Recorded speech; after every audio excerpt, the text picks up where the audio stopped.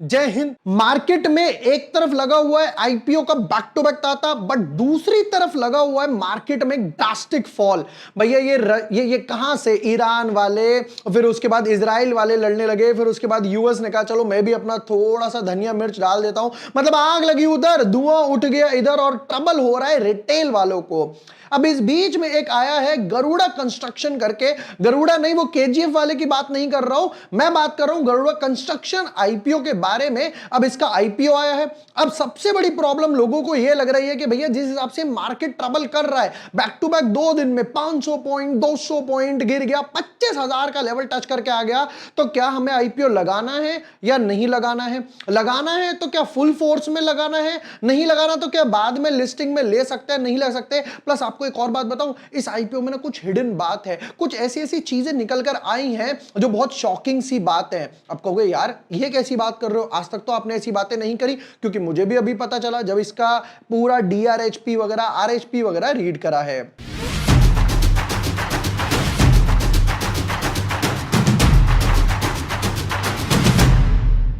Hi everyone, my name is Vibor Vashne, I am a SEBI registered research analyst. आज के video में करेंगे Garuda IPO के बारे में डिटेल डिस्कशन, देखेंगे फाइनली पता चलेगा financials, business models, promoter holdings, कितना ओएफएस है, फुल सब्सक्रिप्शन है, एंड वैल्यूएशंस किस पे लेकर आ रहे हो, और प्लस इसके बीच में हमें मार्केट की कंडीशंस को भी फैक्टर इन करना पड़ेगा। तब फाइनली पता चलेगा लगाना या नहीं लगाना, और हर बारी की तरह मैं अपना फेयर व्यू देने वाला हूं। चलते अपने एनालिसिस में। But yes, before moving ahead, अगर अभी तक आपने चैनल सब्सक्राइब नहीं किया है, अरे ये टीम ने कवर पेज चेंज कर दिया, thanking 3 lakh subscribers, thank you so much. आप लोगों के सपोर्ट से जल्दी ये 4 लाख भी होने वाला है।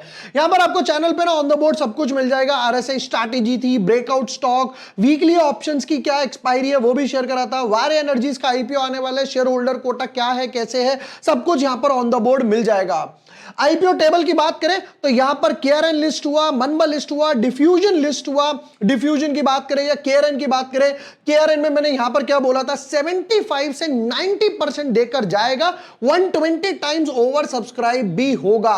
देकर कितना गया, 118% के गेन्स वगैरह देकर गया। फिर उसके बाद अगर हम डिफ्यूजन की बात करें, आई वॉज एक्सपेक्टिंग 30% गेन्स देकर जाएगा, मार्केट थोड़ा सा प्रिवेल हुआ, 20% के गेन्स फिर भी देकर गया। अब इसी तरीके से गरुड़ा में क्या करना है, इसको हटाते हैं, इसको भी हटाते हैं। अब ये आ गया गरुड़ा का आईपीओ। भैया इसमें क्या करना है, क्या नहीं करना है, और कैसे लगाना है या नहीं लगाना, वो सब हम लोग यहां पर देख लेते हैं। शुरू करते हैं गरुड़ा कंस्ट्रक्शन के बारे में। तो कंपनी 2010 की है, यानी कि 14 साल पुरानी कंपनी है। Construction company, as the name suggest, किस किस में, रेजिडेंशियल, कमर्शियल, मिक्स्ड हो गया, इंफ्रास्ट्रक्चर हो गया, इंडस्ट्रियल प्रोजेक्ट्स भी हो गए, एडिशनल सर्विसेज, हॉस्पिटैलिटी वगैरह भी देती है। ठीक है, जिसमें ऑपरेशन, मेंटेनेंस वगैरह हो गया, देख रेख करना हो गया, राइट, कई बार रीडेवलपमेंट वगैरह में, या फिर इलेक्ट्रिकल, प्लम्बिंग, और ये सब बाकी के जो चुटपुट काम है वो भी देती है। ठीक है, नेक्स्ट, ये सब इन्होंने अपने बारे में लिख दिया। एक्सक्लूसिव फोकस, बिजनेस अप्रोच हर कंपनी की होती है यार, इसमें बड़ी बात क्या है। प्रूवन ट्रैक रिकॉर्ड वगैरह लिख दिया, वसई होटल स्पा के बारे में लिख दिया। Strong project management execution capabilities, कोई इतना मेंटेन नहीं करता। स्ट्रॉन्ग फाइनेंशियल परफॉर्मेंस, फाइनेंशियल्स तो हम लोग नीचे वगैरह से देखेंगे। सिर्फ 65 परमानेंट इंप्लॉइज हैं, बाकी जब इनको जरूरत पड़ती है तो ये बाहर से बुला लेते हैं, राइट, कॉन्ट्रैक्ट बेसिस वगैरह पे हो गया, या हायर वगैरह कर लिया कि भाई इस प्रोजेक्ट के लिए ज्यादा लेबर लगेगी, इसको बाहर से हायर वगैरह कर सकते हैं। अब काफी लोगों का सवाल आता है कि यार ये आईपीओ कहां से अप्लाई करें, किस तरीके से अप्लाई कर सकते हैं, प्लस जो हम लोग इतनी सारी ब्रोकरेज वगैरह पे कर रहे हैं, क्या उसका कोई सॉल्यूशन है? डेफिनेटली है। कि मान लो अगर आपको आईपीओ भी अप्लाई करना है, या मान लो ब्रोकरेज वगैरह भी बचानी है, तो मैं जो प्रेफर करता हूं वो प्रेफर करता हूं शून्य। यहां पर क्या लिखा हुआ है, शून्य, free for ever, commission free for ever. क्या बोलते हैं जरा समझते हैं, इन्होंने क्या क्या लिखा हुआ है। जीरो ब्रोकरेज फीस, जीरो, बिल्कुल जीरो। क्या बोलते हैं, zero brokerage on all intraday and delivery trades on NSC, BSC, MCX, NCDX, किसी में भी ट्रेड करना हो, राइट, इक्विटी में ट्रेड करना हो, फ्यूचर्स में ट्रेड करना हो, ऑप्शंस ट्रेड करना हो, कमोडिटी वगैरह ट्रेड करना हो, जीरो ब्रोकरेज फी है। फिर आप कहोगे अच्छा अगर ये जीरो है तो हो सकता है कि यार एएमसी चार्जेस वगैरह ले रहे हो, एनुअल मेंटेनेंस या अकाउंट ओपनिंग फीस ले रहे हो, तो यहां पर भी क्या बोलते हैं, zero setup fees, zero trading and demat account opening and AMC charges. मतलब हर साल के जो ब्रोकर कई बार 1500, कोई 1000, कोई 999 वगैरह लेता है, ये कहते हैं हम लोग वो भी नहीं लेने वाले, वो भी कितना है, टोटली जीरो है। उसके बाद क्या बोलते हैं कि भाई अगर मान लो कभी आपका नेट नहीं चल रहा, आप बाहर हो, आपने कहा यार आज मुझे कुछ बाय करने का मन है, मार्केट ब्रेकआउट दे रहा है, ब्रेक डाउन दे रहा है, अच्छे लेवल पे मिल रहा है, तो क्या कॉल एंड ट्रेड कर सकते हैं? डेफिनेटली कर सकते हो, और वो भी टोटली फ्री है। उसके लिए भी ऐसा नहीं है कुछ एडिशनल चार्जेस वगैरह देने पड़ेंगे, क्लियरिंग फीस वगैरह यहां पर इन्होंने लिखा हुआ है टोटली फ्री है। अब इसका बेस्ट पार्ट पता है क्या है? मान लेते हैं मैं 20 रुपए पर ऑर्डर की ब्रोकरेज दे रहा हूं। अब 20 रुपए पर ऑर्डर पे गवर्नमेंट तो चार्जेस वगैरह लेगी, जो गवर्नमेंट अपने टैक्सेस लेती है, जो ब्रोकरेज पे चार्जेस लगते हैं वो मैं बचा सकता हूं। 20 रुपए तो जाएंगे ही जाएंगे ब्रोकरेज में, उस पे ब्रोकरेज पे चार्जेस वगैरह जाएंगे, टैक्स वगैरह जो गवर्नमेंट लेती है, तो टैक्स तो गवर्नमेंट का हक है, वो नहीं बचाया जा सकता। बट ब्रोकरेज और ब्रोकरेज वो एडिशनल चार्जेस है वो बचाया जा सकते, तो डबल का यहां पर हो गया मेरे पास। फिर उसके बाद कहते हैं check your savings with our brokerage calculator. चलो एक काम करते हैं, ब्रोकरेज कैलकुलेटर ले लेते हैं। मान लेते हैं मैंने रिलायंस का लिया जस्ट एन एग्जांपल कि भाई मैं 3000 रुपए के आसपास रिलायंस बाय करता हूं और 3050 में मैं यहां पर रिलायंस बेच देता हूं, 50 रुपए के ऊपर आया। कितने शेयर? चलो 50 रुपए के हिसाब से कैलकुलेट कर लेते हैं, एनएससी पर कैलकुलेट ना हो करा तो ये क्या बोलते हैं जी, और ऊपर लेते हैं। चलो ये आ गई टर्नओवर की वैल्यू आपकी, ब्रोकरेज जीरो। ये कहते हैं भैया ब्रोकरेज जीरो है। एसटीटी जैसे हमने डिस्कस करा वो तो गवर्नमेंट का हक है, वो तो गवर्नमेंट लेके जाएगी ही जाएगी। उसके बाद क्या बोलते हैं? ट्रांजैक्शन चार्जेस लगे, अदर चार्जेस भी जीरो हो गए, क्लियरिंग चार्जेस भी जीरो हो गए, जीएसटी जो गवर्नमेंट का हक है, और सेबी की fees. But total cost of trade कितनी आई? 50 रुपए, जिसमें अगर 50 रुपए में 38 रुपए तो आप देखोगे जो जीएसटी है, फिर उसके बाद ट्रांजैक्शन चार्जेस लगे, तो यहां पर कहां पैसा बचा? ब्रोकरेज पे पैसा बचा, अदर चार्जेस पे पैसा बचा, क्लियरिंग चार्जेस पे पैसा बचा। ये चीज मैं कह रहा था कि ब्रोकरेज तो बची रही है वो 20 रुपए करके, बट उसके साथ जो अदर चार्जेस है वो भी बच रहा है। ये बेस्ट पार्ट है यहां पर।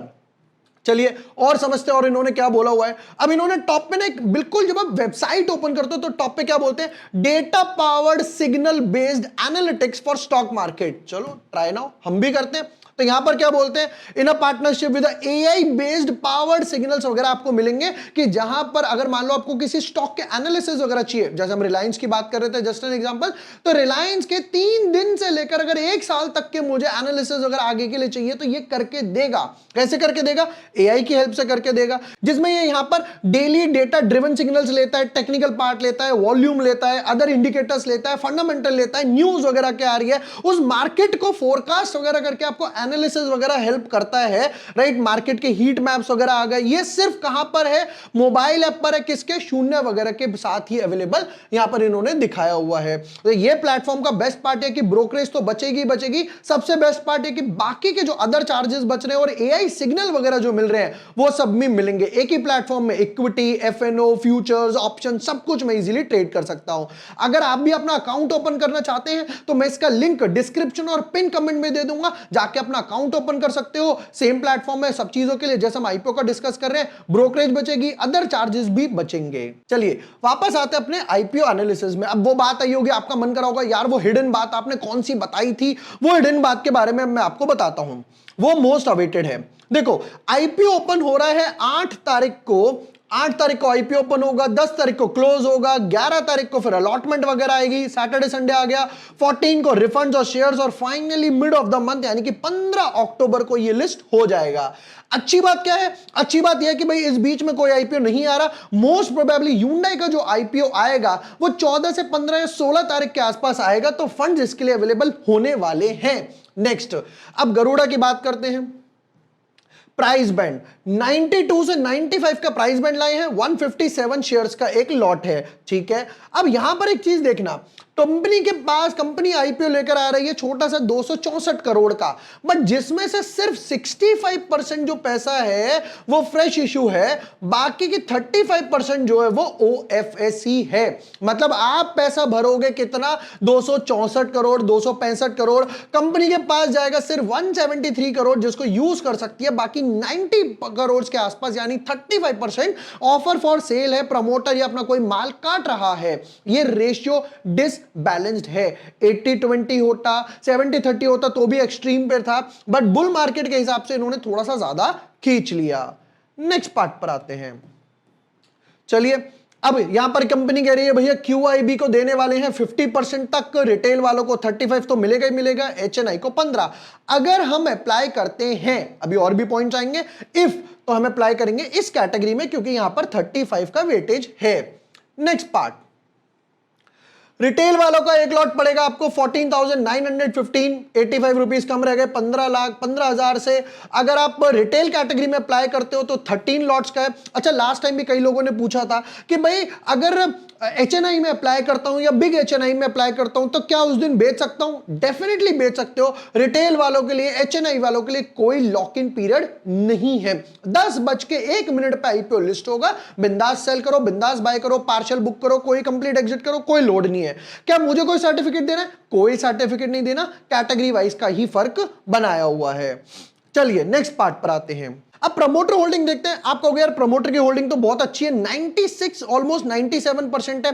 अब यहां पर वो कैच आ रहा है। अब देखिए यहां पे नाम आया प्रवीण कुमार अग्रवाल, विजेंद्र कुमार अग्रवाल, PKH वेंचर्स वगैरह, राइट। अब आप कहोगे यार ठीक, तो इसमें गलत क्या है? अब ध्यान से देखो, PKH वेंचर्स लिमिटेड करके ऑलरेडी एक कंपनी है, as the name suggest PKH ventures. तो इनका IPO आया था 1.25 साल पहले, ऑलरेडी 1.25 साल पहले PKH वेंचर्स अपना IPO लेकर आया था। ये देखिए उस IPO के डिटेल्स वगैरह, यहां पर भी नाम क्या है? प्रवीण कुमार अग्रवाल, वहां पर भी प्रवीण कुमार अग्रवाल है, ठीक है। बट आपको एक मजे की बात बताता हूं, इतने बुल मार्केट होने के बाद भी IPO पूरा सब्सक्राइब नहीं हुआ। नॉट इवन वन टाइम ये IPO सब्सक्राइब हुआ था। Let's have a look. ये देखिए ये IPO वगैरह आया, QIB जैसी कैटेगरी 0.1 टाइम सब्सक्राइब हुई पूरे थर्ड डे पर। HNI कैटेगरी 1 टाइम, रिटेल वाले 0.99, टोटल 0.65। IPO बुरी तरीके से फेल हुआ था, ठीक है। नेक्स्ट पार्ट पे क्या लिखते हैं जरा ये पढ़िए। BRLM to the PKH Ventures has informed to the exchange that due to the prevailing market conditions pursuant to a resolution passed by IPO committee on this, the issuer has now decided to withdraw this issue. खत्म, will be treated as withdrawn। IPO लेकर आए, पूरा IPO नहीं भर पाए और यहां से विड्रॉ कर लिया। कितना बड़ा IPO था भाई जो ये पूरा नहीं भरा गया था, जरा वो समझते हैं। 380 करोड़ का IPO था, तब भी पूरा नहीं भरा गया। आप सोचो कितना बड़ा ब्लंडर था। क्यों? मैनेजमेंट। OFS की चीज देखो, OFS का पार्ट देखो यहां पर। नंबर टू, फिर उसके बाद सेम चीज जाती है फाइनेंशियल्स वगैरह पर। सेम चीज गई फाइनेंशियल्स वगैरह पे, प्रॉफिट कितने चल रहे? 14-15 करोड़ के आसपास ही चल रहा था। ये रीजन था पूरा IPO नहीं भरा गया। अब same marketing, same management team, I should say same promoter वापस से एक और IPO लेकर आ रहा है। अब आपको ये हिडन सीक्रेट था जिसकी मैं वीडियो में बात कर रहा था। नेक्स्ट पार्ट पर आते हैं। फाइनेंशियल्स देखना इंपॉर्टेंट तो है ही, चलो अपने लिए कि भाई देखते हैं क्या लेकर आए हैं फाइनेंशियल्स में। फुल ईयर और 30 अप्रैल, सितंबर खत्म हो गया, मतलब आपने पूरा फर्स्ट क्वार्टर का नहीं डाला, पूरा सेकंड क्वार्टर का नहीं डाला, एक महीने की स्टेटमेंट लेकर आए हो। कोई नहीं, लाए हो तो मल्टीप्लाई बाय 12 करेंगे ताकि पता चले पूरा साल कैसा जाएगा। 111 करोड़ के एसेट थे, 176 हो गए, 228 हो गए, एक महीने में 6 करोड़ के एसेट जोड़े, बहुत अच्छी बात है। 234 एसेट्स पर तो अच्छी ग्रोथ है। रेवेन्यू 77 करोड़, डबल हो गया, डबल से भी ज्यादा हो गया, 161 करोड़। हल्का से रेवेन्यू में ड्रॉप आया 154 करोड़ का, और अब 11 मल्टीप्लाई बाय 12, 130 करोड़, 140 करोड़ के आसपास ही बनेगी ऑन एन एवरेज। बीच में कोई अच्छा ज्यादा ऑर्डर आ जाता है तो बढ़ जाएगी।